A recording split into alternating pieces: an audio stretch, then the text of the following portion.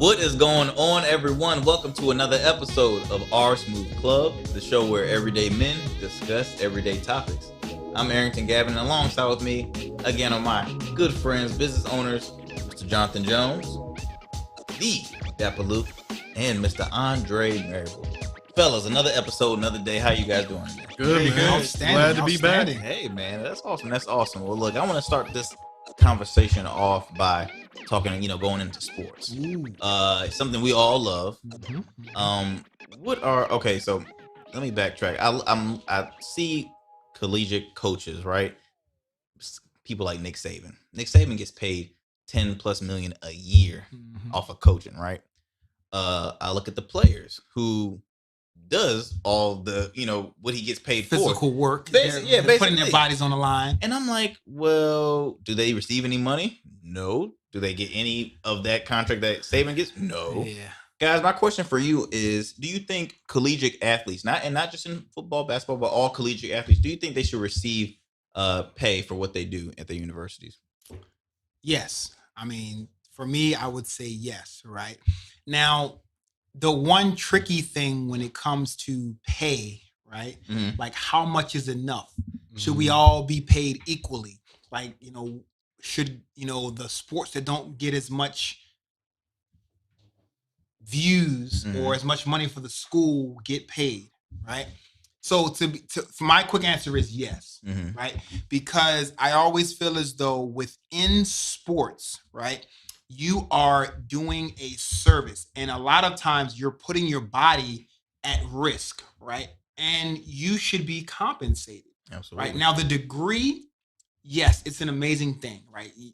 We all, to some point would like to have a degree, but some of the major athletes, basketball, football, the ones that I'm thinking about, soccer, like they can go outside of college and make a living, without the degree. So the degree baseball is not as important. Correct. Yeah, baseball as well. You know what I'm saying? So basically, if you want them to stay at that institution, they're making that institution millions and millions of dollars, yes, they should have some type of compensation to themselves other than a degree. Because honestly, you can get a degree at 40, you can get a degree at 50. You can use that time that you're putting your body in the line, go get compensated, and come back and get your degree later if you really want a degree. Exactly. The degree can always come. I'll look at it like, okay, you watch the Olympics, so watch the swimmers. There's some swimmers that compete in the Olympics. Oh, I want to go medal. I think I'm gonna go to college now. Like there's some kids, there's some swimmers that retire and then go into collegiate. And I'm just I like, didn't even know that. They do that. And the answer, I'm like, why? Because I'm a millionaire now. Why? Because you see, they can't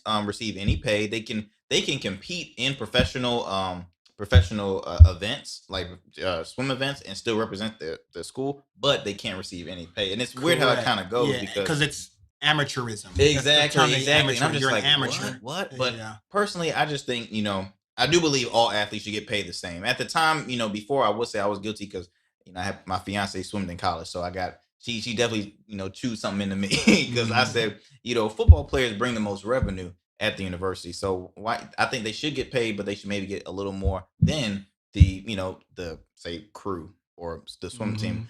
But I say, you know what? I'm sorry I even said that because I think all athletes should get paid the same. I'm thinking like, at least 200 a week because a lot of those athletes that come to play at those big time schools, they come there for a reason. They come to those big time schools and say, look, I want to play sports. I want to pursue a pro level. A lot of them come from low income areas where they can't afford that. And I think JJ, we had the conversation like maybe they should depict it on the way of like with it, the living expenses, right? Yeah, but like, I do think that what we were about to say, I'm gonna cut you off.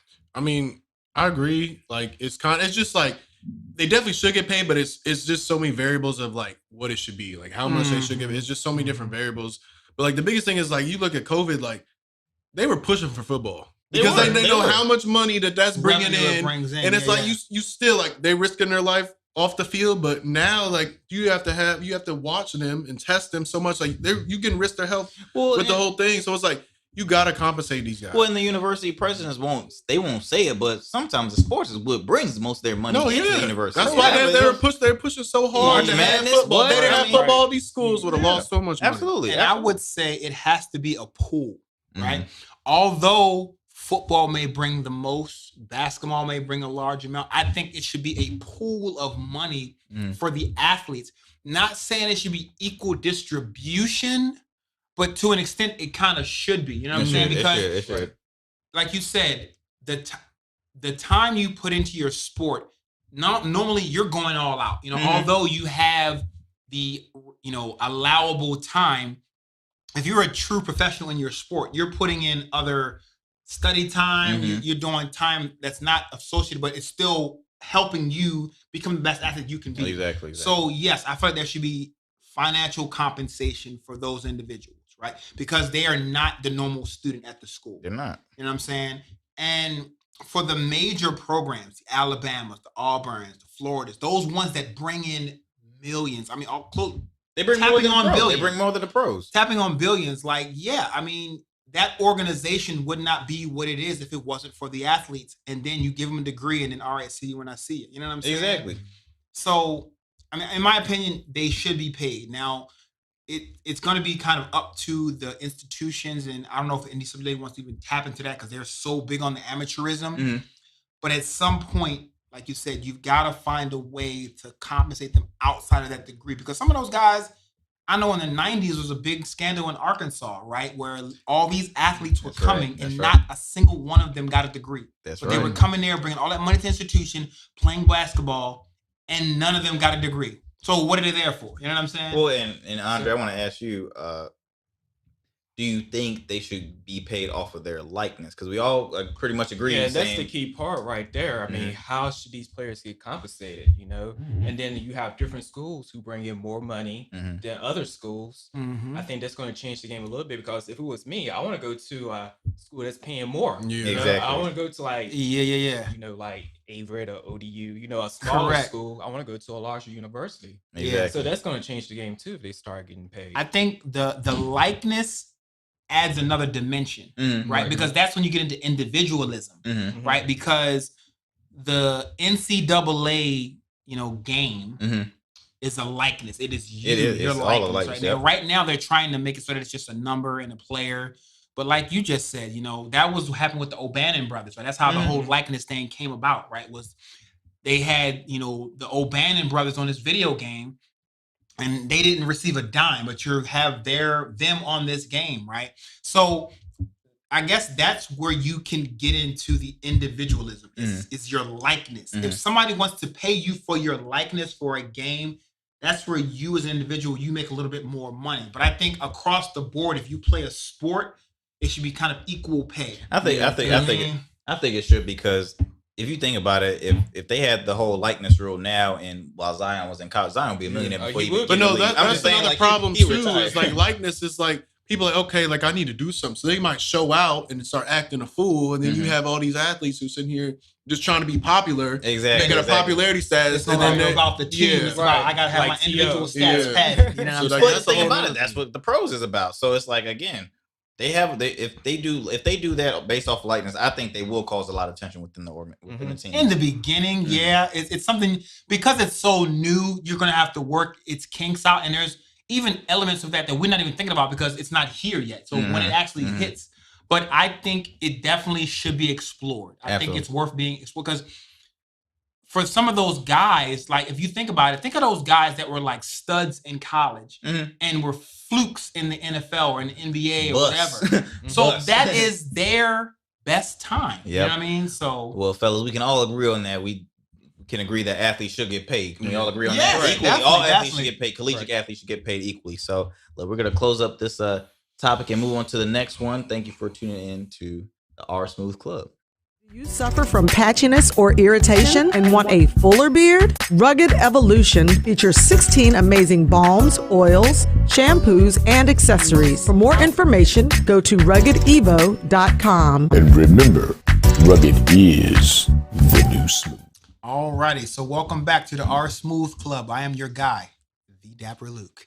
So, hey guys, I got to really, this is going to completely shift gears from where we were just a second ago. And I'm going to talk to you guys about relationships, right? So me personally, I've been married for 16 years, right? So I'm going to bring my guy Gavin into this, to kind of start it off, right? Newly engaged, right? So what led you to be like, okay, she's the one, I'm going to propose to her? Right. And then for the rest of my guys, if you're not in a relationship, like, what are you looking for to be like, okay, she's that one for me, I'm going to propose to her.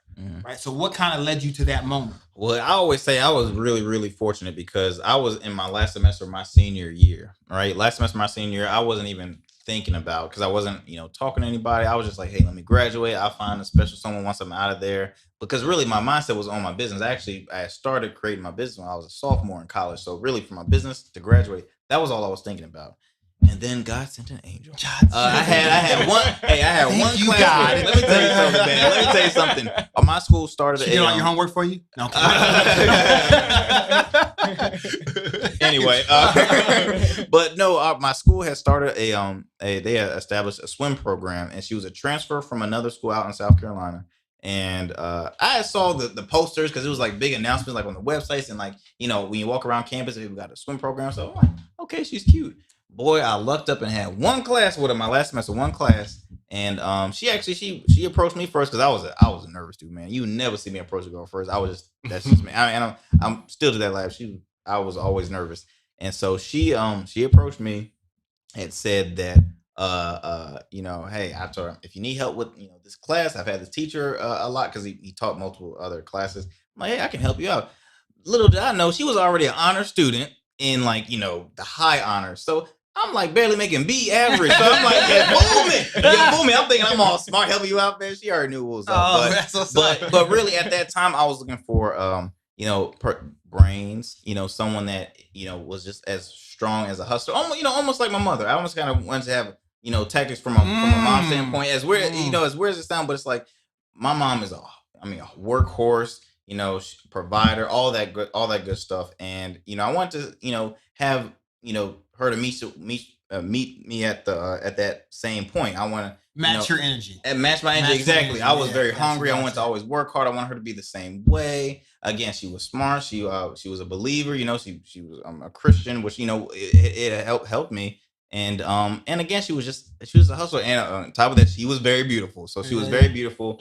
She's big on staying active, which that's something I need help with. So I'm like, hey, look, you can help improve me. And it was it was awesome. That was really my main goals in looking for that special someone. And she came from an awesome family, man. I mean, I love them to death. And again, I always say I was fortunate because I wasn't even looking. I was like, I will find that special someone. It might take me a year, 6 years, whatever. Hey, he got me right on the cusp, right on the second to last month of that semester, and I found her. So that was very fortunate to have her. So hopefully we will definitely be wedding bells really simple. Yeah, we engaged and enjoying the engagement time right now. Congratulations. Thank you. So for you other guys, like, what he kind of said, he wasn't even looking, right? So I mean, I don't know if you guys are looking right now, but what would be that one thing that would kind of be like, what? Yeah, I need to go ahead and just lock her up. You know what I'm saying? Right. So for me, I'm currently single right now. Okay. But for me, it's like that ride or die. I know that sounds kind of ghetto. Cliche. Right. Ride or die. But kind of like what you said, Arrington, it's like that mother, that has that same values like trust, honesty, respect, loyalty. And you can see a future with that person. Mm-hmm. That's the biggest thing. And then I see relationships as, having your best friend. Gotcha. If you can establish a good friendship in the start and it leads into a relationship, that's perfect. I mean, okay, all right. I got an interesting perspective on that when I'm gonna say mine to the very end. I'm gonna say mine to the very end. For me, I've been with my girl for like 6 months now, and this is the one where it's like when we first met or whatever, I didn't think it would really work, just because she's like a popular Instagram kind of model, okay. And so it's very physical. Yeah, she's very beautiful. Yeah, okay. And so that is just with that whole persona comes with just gotta look it out. comes with the attention and me, but she's not like that at all. She gets paid for the stuff, so she doesn't. I told her when I first met her, I was like, look, I'm not gonna treat you like that. You just yeah. And we have like a whole connection, and like it's the best relationship that I've ever been in. So like having like a good head on your shoulders, and like you get that attention, but you don't let it go to your head. Gotcha. Like that's like a big thing for me is like you can know who you are, but then you gotta still I mean, essentially she's got to see it as a business, right? Yeah. That person, and then what we have is me and you. I'm not your fan. I'm not one of these like, you know. Yes, and we have to be on equal footing. Yeah, and so we're just very like, I love it. I love it because like I like it's like before her, I was at the point where it's like I'll put myself out there a little bit more because I was like a picky guy, and then like right before her, I was like, man, like. I don't know. Like I'm gonna just chill. I'm gonna just do my own thing. Like go back to doing that, and then she popped up, and then it's just been ever since. So. Yeah. So I mean, so I'm gonna give you my perspective, right? So I've been married, like I said, 16 years. I gotta say that number because if I say it incorrect, my wife's gonna come at me. But you know, like for me, I'm gonna tell you what kind of was my thing. First and foremost, like people say, you know, a guy, you know, it's got to be, you know, physically attracted to her, and then if he's right, he's gonna know, like he's gonna lock it up, you know, within, you know, the next day. Because they'd be like, I dated this guy for 2 years, he met a girl for 6 months, and he proposed to her, right? But for me, you know, and I think you hit on a little bit, right? Like hints of your mother, what you see in your mother, you have to kind of see in that person, Absolutely. right? Yep. Right. You've got to feel as though, you know, my mother, you know, raised me, brought me to this point, right? So how is this person not necessarily competing with her, but she's going to replace her to an extent in your life. And if you don't see that in her, I don't think it's going to work. You know what I'm saying? Mm-hmm. Like if you don't feel as though, you know, she can kind of fill that mold. But I will say this. Also, right, you talked about like your best friend, right? My wife is not my best friend. Right? She's not. My wife, she knows that, right? My wife is not my best friend. However, we are very compatible, right? And the one thing that I always try to do with my wife, we have our time, we have family time, and we got get the hell out of my face time. Like literally, like you have to have those 3 levels, right? So I just will simply say with anybody that's going to be that one, like you've got to have that connection, but at the same time, don't focus everything on that person because to me, overall, I feel as though my time with my wife is very important. My time away from my wife is very important. If I didn't have the 2, I don't think we could have ever existed together. You know what I'm saying? Like, I don't want to be so reliant on my partner that I can't live without them and vice versa. Right. I don't want her to feel like if she's not with me, then she's not feeling it. You know what I'm saying? But, you know, overall, the one person you bring in, it's just got to be compatible. You know what I'm saying? Absolutely, It's got to be, you know, good to you. But, you know, hey, that's really good stuff, fellas. I mean, it's interesting for me to see that perspective from you guys. And like I said, having been in a relationship that I am, you know, it's awesome. So, hey, that's my, you know, take on relationships. Hope you guys enjoyed it. Our Smooth Club. See you all in a little bit.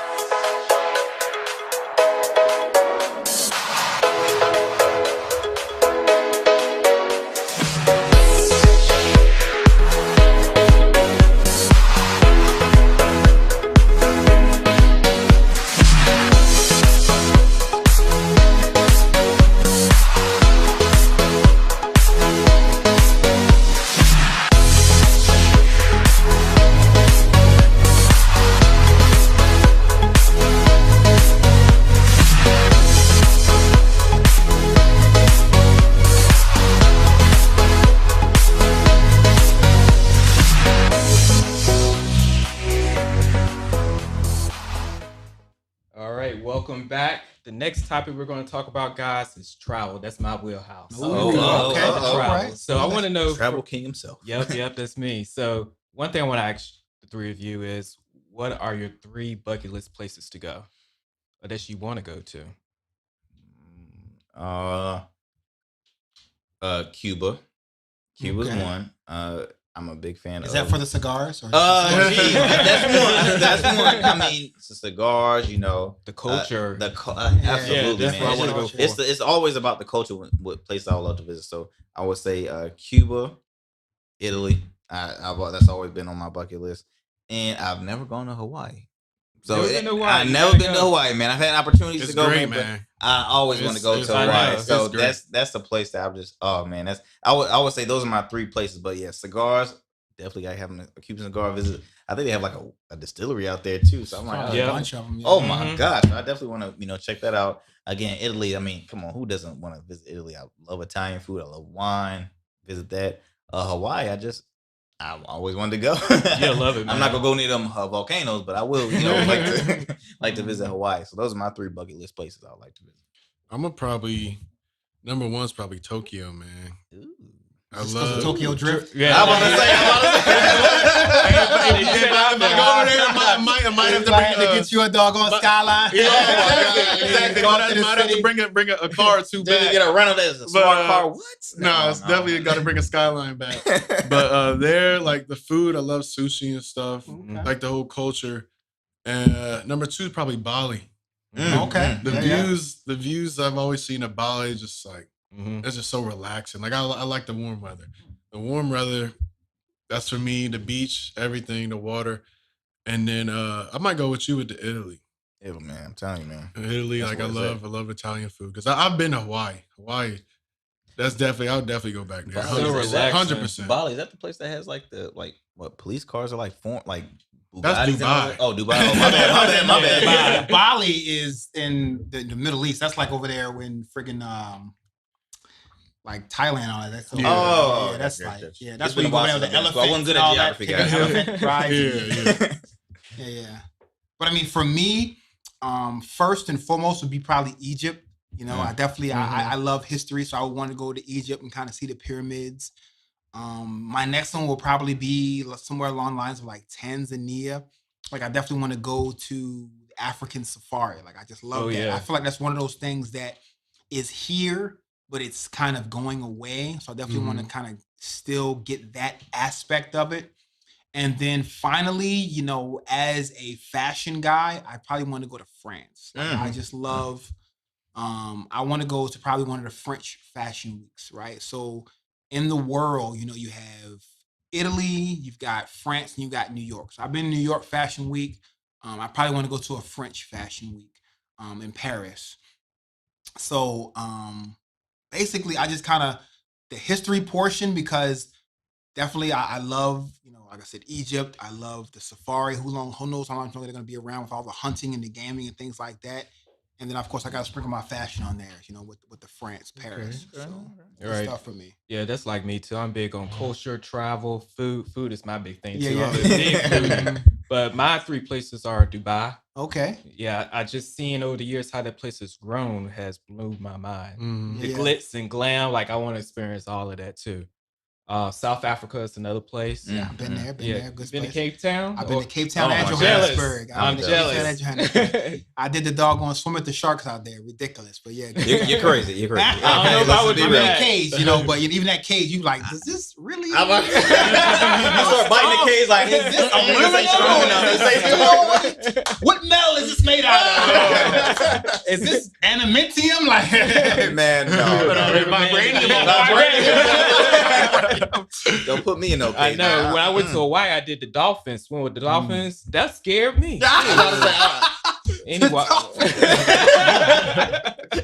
I said, oh, I know that's how it was. You should see the outtakes from the video. Hey man, 6 feet. And my last place would be Australia. Okay. Okay. Austin, Okay, I've been there I as would like well. that. I've been there as Yeah, well. never been there either. Sydney. I went Sydney. to Darwin, which is the Northern Territory. But Mhm. yeah, good place, man. And the one thing that I flew into Sydney and then we flew up to Darwin, right? Which is, like I said, Northern Territory. I went there with the Australian Army. And when I was up there, I was training with the Australian Army, right? But the one thing that I loved about it was Darwin is like a really big backpacking area, right? So you see all these foreigners, right? So they were all coming in, right? And just a quick little story, right? So when I was in Darwin, they had this one row of bars, right? And I'm in there, and there's this young lady. She's a bartender, you know, somewhat attractive, somewhat. So I just remember talking to her, and I was like, "Man, everybody in here has an accent, right?" But she's like, yeah, everybody in here has an accent. She's like, you got an accent, right? And I had to like pause, like, okay, yes, I'm from America. So I guess to you, I have an accent, yes. So, but I was like, Wasn't thinking sorry, wasn't I don't thinking. have an accent. Wasn't You thinking. have an accent. And I was like, I'm in Australia. I guess in Australia, I do have an accent. So yes, gotcha. I would definitely always want to visit Australia because I was a big fan of Crocodile. Yeah, I'm sorry. That's what, he made me want to say, "Oh my god, I gotta visit that place, Right. man." He's just, I mean, That's not a knife. Exactly. That's a knife. I gotta visit that place, man. Oh my god, that's all I can think of, man. Australia was definitely one of my, like, when I was younger, I said, man, I want to go to Australia. And then, like, you see, like, them bugs. Yeah, right. Oh, and you're like, I'm gonna stay in this plane right here. Another quick little story, right? So when I was in Australia, I was there with the Australian Army, right? So we had to go do a training mission with the Australian Army. So we were in the bush, right? And we were sleeping in sleeping bags. Oh. And I remember waking up, right? Because I heard this bird flapping its wings, right? And in my mind, I'm like, is that a pterodactyl? Like, how big is this bird? Like, I could hear the wings flapping. And I'm like, what bird is this, right? But yeah, they got some crazy wildlife. I just remember like, oh my, is that a pterodactyl? Are there dinosaurs out here? Like, what is going on? So good stuff. But yes, definitely Australia, definitely a must-visit place. I agree. And then I didn't get to go there, but I hear it's amazing. The Gold Coast, which is in Australia. Yes. That's where they do a lot of surfing and all of that. So yeah, man. Yeah, that's one thing about travel. It makes you a storyteller. When Oh, you get there. yeah. yes, indeed. Oh, my yes, gosh. indeed. Oh, yeah. Gosh, yep. So we'll be back after a few minutes. Awesome.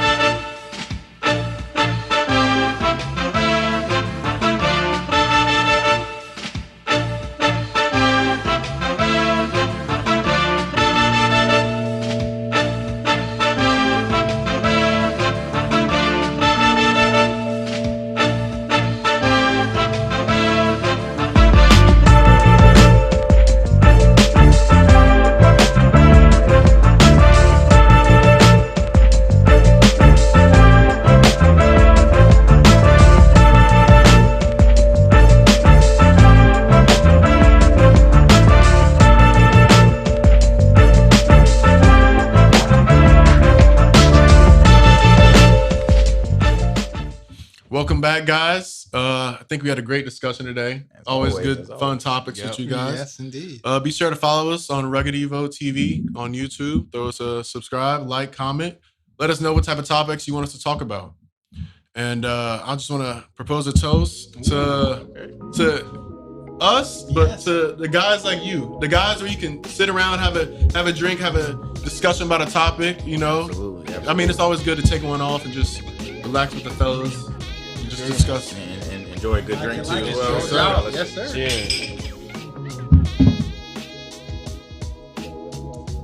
We'll see you next time.